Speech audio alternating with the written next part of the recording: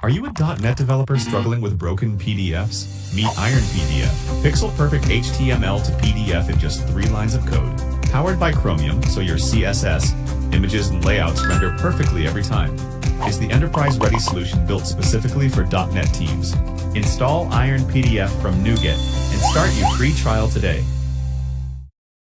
Hey, this is Andrew Brown from Exam Pro, and cloud computing has now become one of the essential skills that you need to learn in order to make it in the web development industry. And AWS, Amazon Web Services, is the most popular cloud computing service used by startups. So this whole course is about getting AWS certified for the Certified Cloud Practitioner, which is the entry-level certification.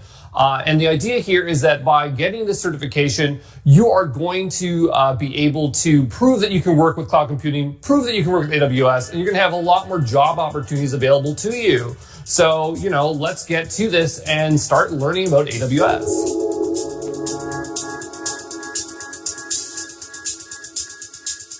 Hey, this is Andrew Brown from Exam Pro, and I'm going to try to answer all the questions you might have about the CCP, which is known as the Certified Cloud Practitioner, to determine whether it's the right certification for you.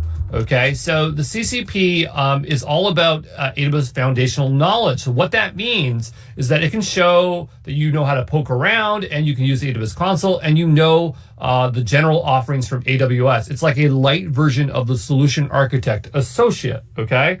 But the CCP has some very unique offerings which no other certification on AWS has, which is they have a strong focus on billing and business-centric concepts, okay? And that's why it's going to make a lot of sense why a lot of people who try to obtain the CCP are in sales and management, because it's going to give them that knowledge to help them inform VPs or CEOs the reasons why to use AWS, okay? All right, so the next thing you're probably going to ask me is, what value does the CCP hold? Well, it's not a gilded title. It can help superficially increase your AWS certification count if that's something that some companies care about. But it's not recognized as an important certification for developers on resumes. So if you think by getting the CCP, it's going to help you get a job, it probably won't help too much. If you were a boot camp grad, then it could be a good indicator that you're a little bit familiar with AWS. So it could be okay in that one circumstance, but generally for developers, it's not going to help you too much. All right, so maybe you're thinking so far, hey, Andrew, this doesn't sound that great. Why would I want to even bother getting this? And you might be thinking about skipping the CCP.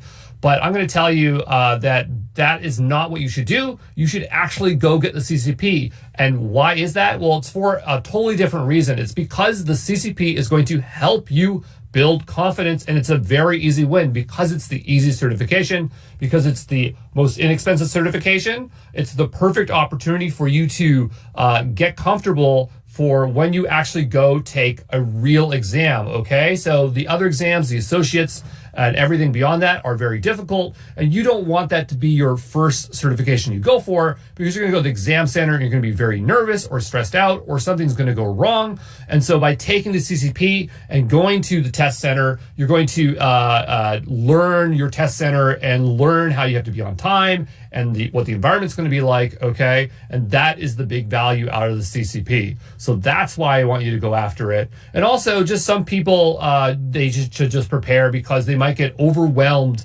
once they start with the Solution Architect Associate. And so it is a very easy way to ease into the associate certifications. All right, so let's talk about study time. How much time do I have to put in to pass this exam? Now, if you are a developer, so you're already working in the industry, you can pass this in less than a week. If you're a bootcamp grad, I'd say about 15 hours. So we're talking about a week and a half of study. And if you're in sales and management, you probably don't have a lot of developer experience or with cloud infrastructure. So we're looking at 20 hours of study. But the thing is that you can, book this exam a week ahead and use this course, and you will pass, because it is a very easy certification and it's not a huge time requirement, okay? So that just gives you kind of an idea of the time you need to put in. All right, so when it comes time to take this exam, you're going to have to go to Test Center, which is partnered with AWS, and there are 2 Test Center networks. We have PSI and Pearson VUE, before, the only way you could take this exam, you had to go in person to a test center. But now that Pearson VUE is part of AWS, as in it's offering the exams through their network. Pearson VUE is known for their proctored exams. So what is a proctored exam? That's when you have someone who is supervising or monitoring your examination, and specifically for online, okay? So what that means is that you can sign up and schedule an online exam, and through a web camera, and if you would just take the exam and somebody would watch you to make sure that you're not cheating, okay? So now it's even easier to get AWS certified because you can take this at the convenience of your own home. But I would strongly recommend that you take it at an in-person test center if there is one nearby, just because when you go for those harder certifications, they may not offer proctored exams. And so at this point, I recommend that you try to go to a test center. But if you just want to get AWS certified and you're really excited, definitely go take it online.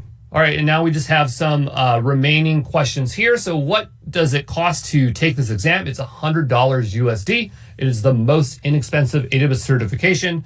It's going to take 90 minutes. That's the time that you're allocated during the exam. It doesn't actually take that long. You could probably get it done in under an hour. Again, it's not a very hard certification, but I do recommend that when you go to the exam, you maximize all of your time and review your questions. Because it is a very good habit to get into when you take exams. There are 65 questions. The passing score is 70%.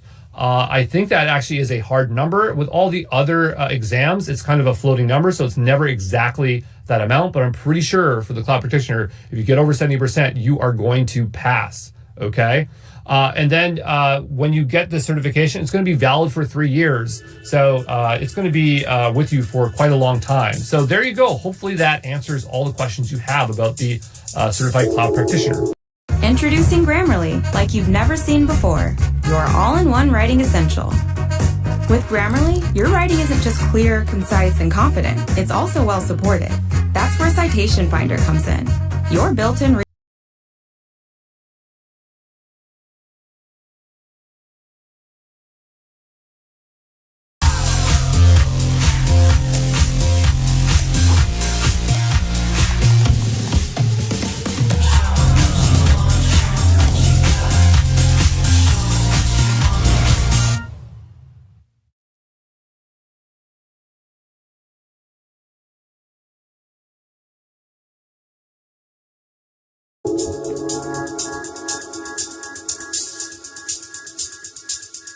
Hey, this is Andrew Brown from Exam Pro, and here I have the exam guide pulled up because I'm going to give you a quick walkthrough of it so you have an idea what AWS wants you to know in order to pass this exam.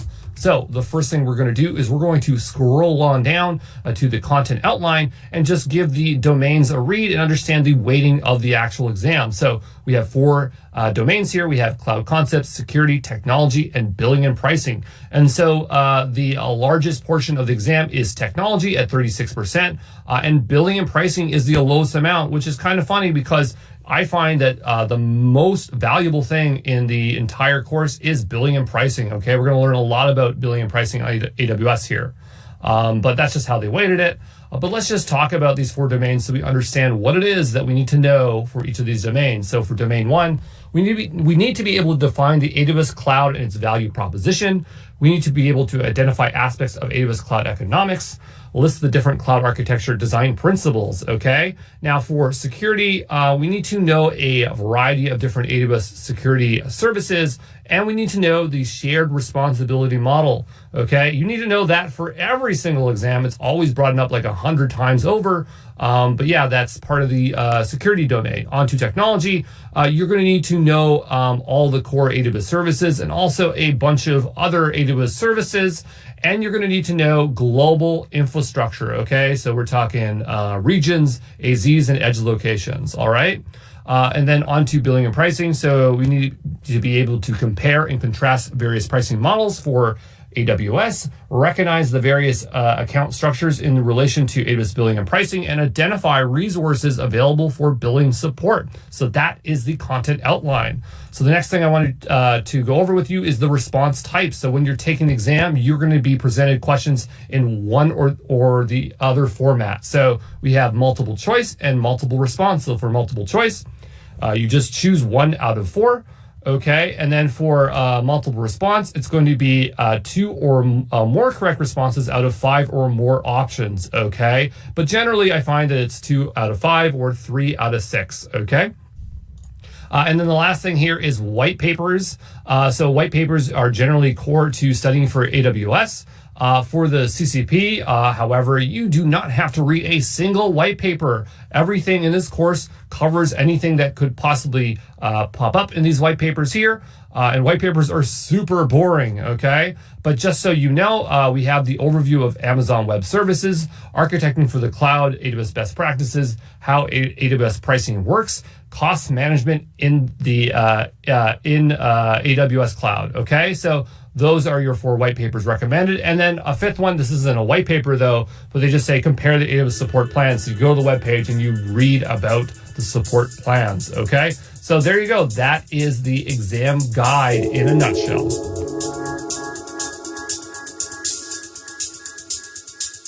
Hey, this is Andrew Brown from Exam Pro, and we are looking at what is cloud computing, which is the most important question on our journey to become a certified cloud practitioner. So what I've done here is I've pulled up the textbook definition of cloud computing, and we will read through this, and then I will give you a bit more context on what is cloud computing. So cloud computing, from the dictionary, is the practice of using a network of remote servers hosted on the internet to store, manage, and process data rather than a local server or personal computer. Okay, so what does that mean? Well, to really understand that, we need to understand on-premise and cloud providers. So now most people are using cloud providers such as AWS, GCP, or Azure to run their actual workloads. And prior to that, everyone was doing on-premise. So what you would do with on-premise is you would own the servers. So that'd be the hardware and the software. You'd hire the IT people to configure those servers and those applications. You'd pay or rent the real estate to house all these physical servers, and you would take all the risk. Now, on-premise is still well and alive today, and there's definitely good reasons to have an on-premise solution, but a lot of companies are now starting to use cloud providers. And so cloud providers are like AWS, GCP, and Azure, as I said earlier. And so here it's someone else owns the servers, so you are not responsible for that hardware, and to different degrees, they will configure the software layer for you.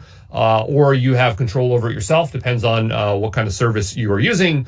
They're hiring the IT people, and they're watching these servers around the clock for you, so you do not have to pay for that. And someone else is paying for or renting the real estate, so they are buying the real estate to house these servers, which are data centers. And now you have a shared responsibility. So you're responsible for configuring cloud services and the code that you deploy onto these services.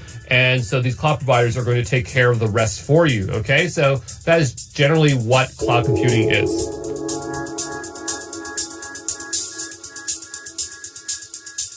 Hey, this is Andrew Brown from Exam Pro, and we are looking at the 6 advantages and benefits of cloud computing. And so this section really is about why go with a cloud provider over on-premise. Okay, and so let's jump into the first point here. So we have trade capital expense for variable expense. So with on-prem, you would have to pay for your data centers and the servers. And so that would be an upfront cost, where with a cloud provider, you're paying on demand. So you only pay when you consume those computing resources and pretty much nothing else. Okay, moving on to number 2, we have benefit from massive economics of scale. So when you're using cloud computing, you have usage from hundreds of thousands of customers aggregated in the cloud. And so you are sharing the cost with other customers to get unbeatable savings, which you cannot get on-prem. The next point here is stop guessing capacity. So eliminate guesswork about infrastructure capacity needs. So instead of paying for idle or underutilized servers, you can scale up or down to meet the current needs. So where on-prem, you would just buy your servers and they would either be underutilized because they would just be way too big for the job, or they're just not being utilized all the time. So moving on to number 4, increase speed and agility. So with cloud computing, you can launch resources within a few clicks, within minutes, instead of waiting days or weeks for your IT to implement the solution on-prem. Then number 5, we have stop spending money on running and maintaining data centers. So the idea here is that if you don't have to pay for the servers, the IT staff, and a bunch of other stuff, then you can just focus on your customers, okay? So rather than that heavy lifting of racking, stacking, and powering servers. And the last point here is go global in minutes. So deploy your app in multiple regions around the world with a few clicks. Provide low latency and a better experience for your customers at minimal cost. And so when you have an on-prem environment, that data center is, I don't know how many people can afford multiple data centers, but with AWS and cloud computing, you're going to have a lot more reach. Okay, so those are the 6 advantages and benefits of cloud computing. And this definitely shows up on the exam, so you do need to know these 6 points.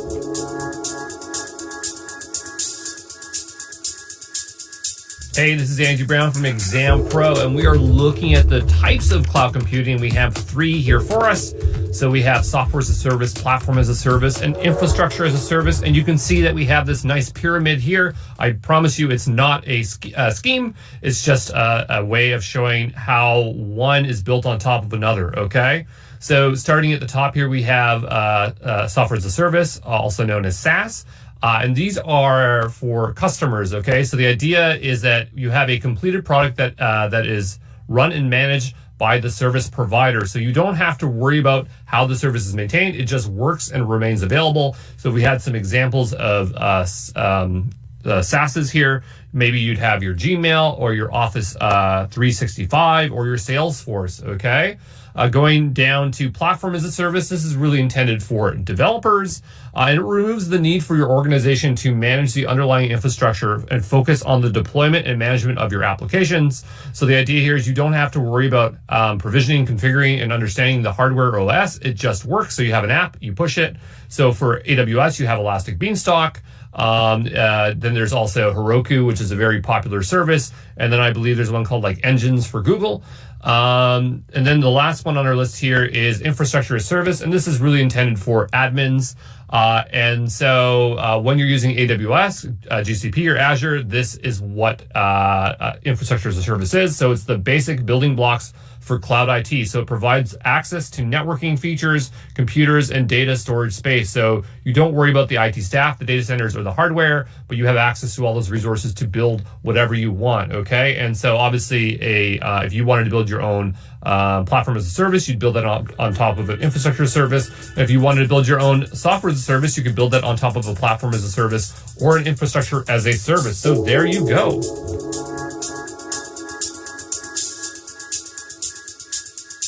Hey, this is Andrew Brown from Exam Pro, and we are looking at cloud computing deployment models. So there are 3 different kinds here. And so we're going to start with cloud on the left-hand side, work on to on-prem, and then talk about hybrid. So cloud is where you are fully utilizing cloud computing. So here I have a few services such as Squarespace, Basecamp, and Dropbox. And it is very well suited for startups because it's extremely low cost. It's great for SaaS offerings where with on-prem or hybrid, they might never get to the size where they need to deal with regulatory bodies, or it's just the nature of the applications are not that complicated. Or if it's new projects or companies, they don't have red tape because they have existing infrastructure, okay? And they can design to be 100% on cloud. So now going on to on-prem. So on-prem is when you are deploying resources on-premise using virtualization and resource management tools, and it's sometimes called private cloud. And so on-prem is still being utilized by a lot of companies today. And generally, you will see public sector, so the government has on-prem data centers. When you're dealing with super sensitive data, such as hospitals, you have like health records, there is an aversion to putting that into the cloud. Or you have large enterprises with heavy regulation, so insurance companies. And I mean, these organizations are starting to soften and start utilizing cloud, but there are still holdouts and reasons, both technical and business or political reasons, as to why you cannot use cloud, okay? Then you have hybrid, and so hybrid is where you use a combination of both cloud and on-prem. So you connect the two with hybrid services. And so we see a lot of banks using this. We see fintech or investment management, or even large professional service providers. And a lot of the reasons why is that they can adopt cloud, but they have legacy on-premise environments, or some of their customers or clients still are not comfortable with cloud computing. So in some capacity, they are using cloud, but it's totally possible that if they started from day one, they would just only use cloud. So there you could say I have CIBC, which is a bank. Then you have the CPP Investment Board, that's a investment board in Canada. Then you have Deloitte, which is a large professional service. So those are the three cloud computing deployment models.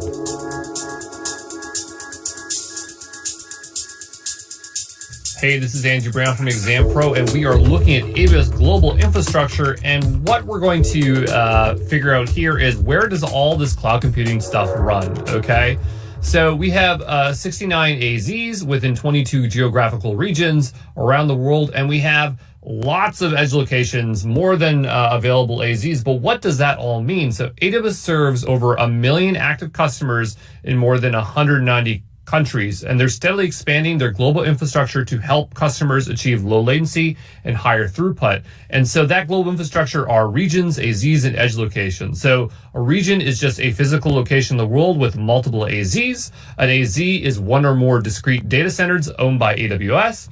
And then edge locations are data centers owned by a trusted partner of AWS and maybe owned by AWS themselves.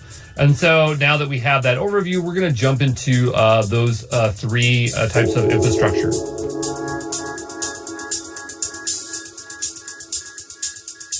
Hey, this is Andrew Brown from Exam Pro, and we are looking at regions for the AWS global infrastructure. And so a region is a geographically distinct location which has multiple data centers, also known as AZs for AWS.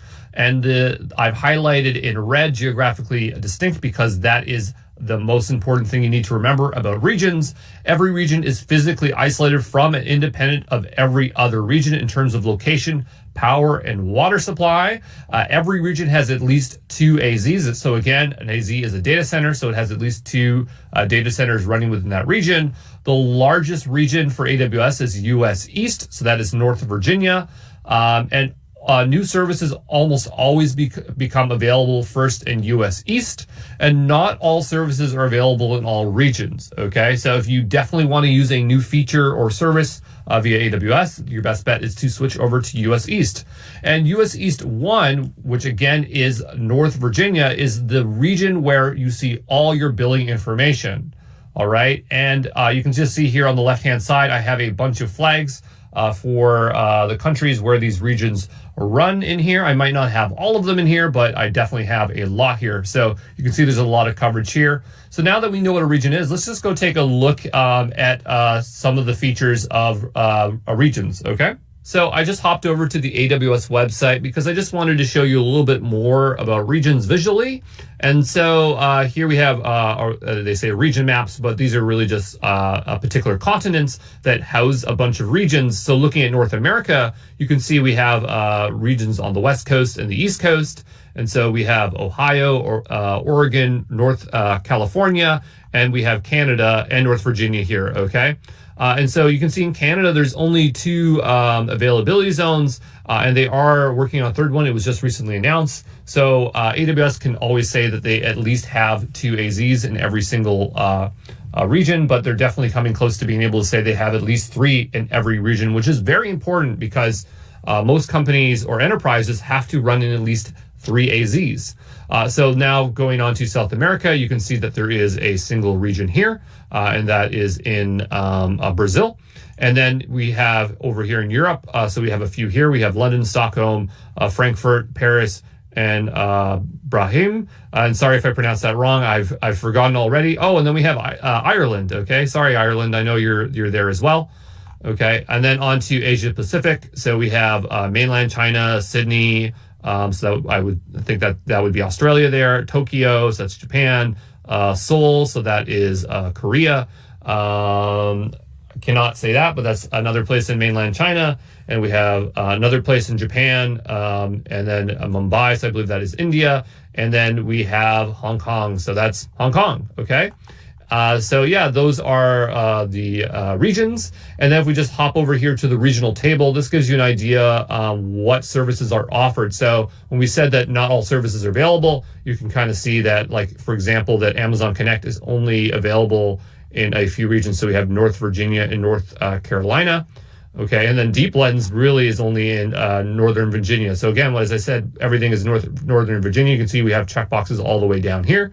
And this is also broken up based on those geographical continents. So if I go here, you can see Ireland seems to be having all the ones in Europe. And then in Asia Pacific, it looks like, I guess, Singapore. Singapore looks like they have the majority of services there. Okay, so there you go. That is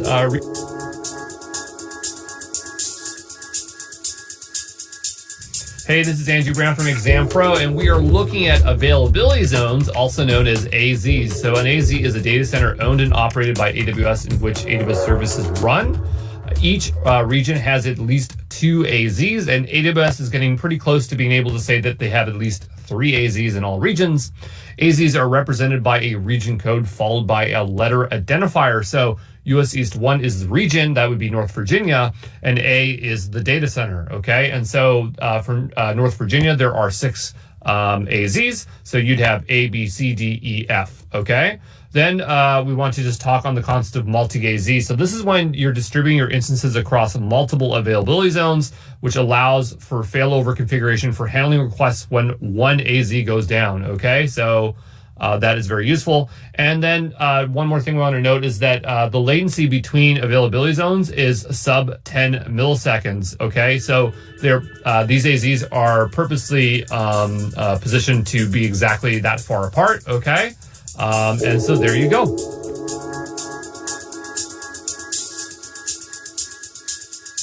Hey, this is Andrew Brown from Exam Pro, and we are looking at edge locations, and this is all about getting data fast or uploading data fast to AWS. So an edge location is a data center owned by a trusted partner of AWS, which has a direct connection to the AWS network.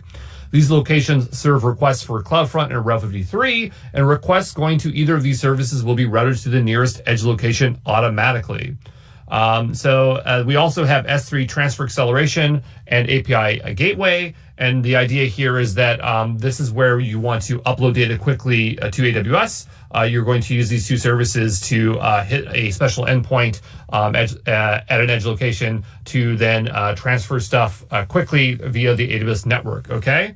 So the whole takeaway from this is that edge locations allow for low latency no matter where the end user is geographically located.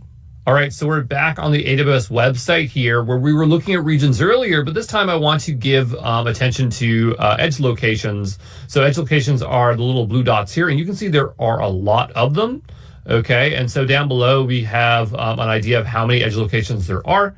And you can see that there are a lot. So even just in Atlanta alone, there are 5. And so they definitely outnumber availability zones. Okay, so just to give you an idea, those are the ones for North America. Then down below, we have just a few there, okay, for Brazil. Then in Europe, we have quite a few here. And then in Asia Pacific, we have more edge locations. So there you go. That's edge locations.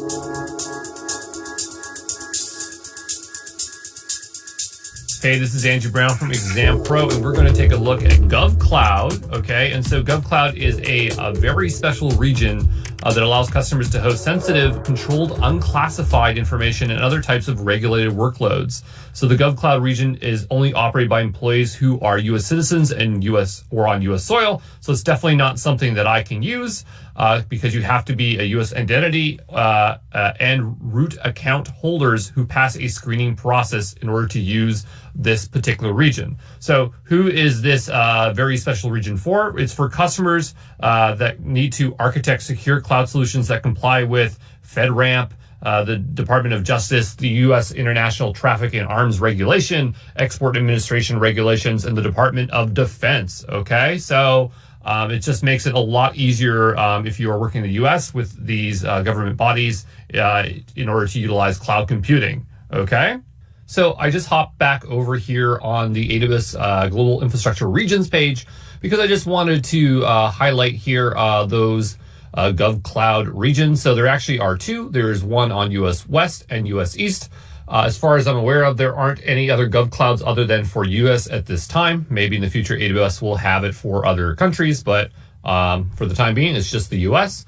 And just to look at the GovCloud page here in more detailed here, you can see all the nice graphics here for that address security and compliance. So if you want to build something and sell it to the government or government-related industries, by using GovCloud, you're going to become compliant, okay? And that's going to make business a lot easier for you. So yeah, that's all you need to know.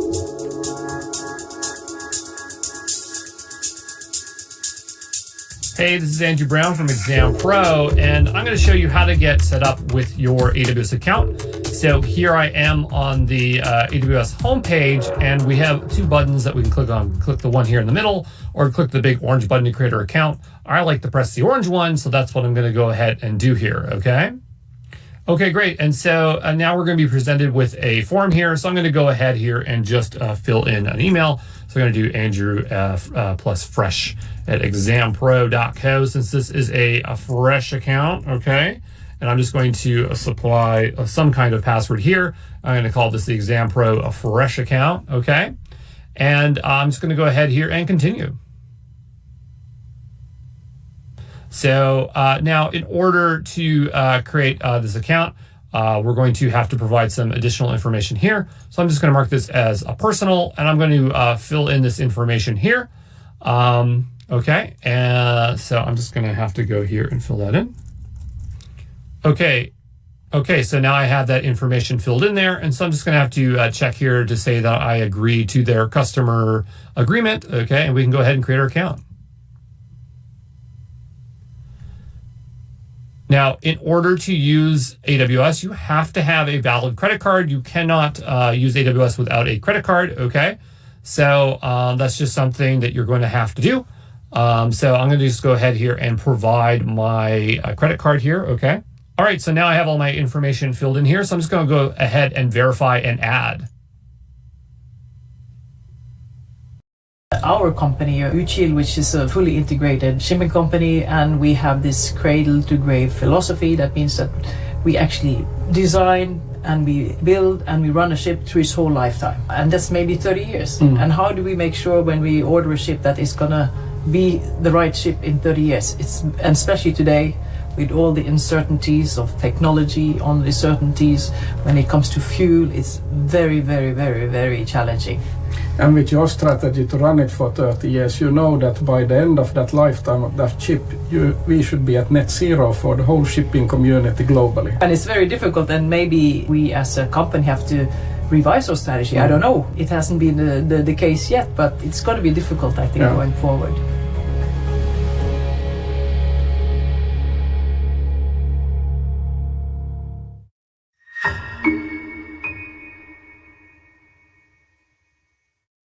Okay, and then now it just wants to also verify my phone number. This is definitely something that's required, so I'm just going to provide my phone number here. Okay, great, my phone number is in there. I'm just going to supply the security check here, so we'll just fill that in. Okay, and then we will just send an SMS and confirm. Great, so that text message came in here, so I'm just going to fill in the confirmation here, 0448, okay. And great, so now we're verified. Okay, so now we are going to choose our support plan. We're definitely going to go with the basic here.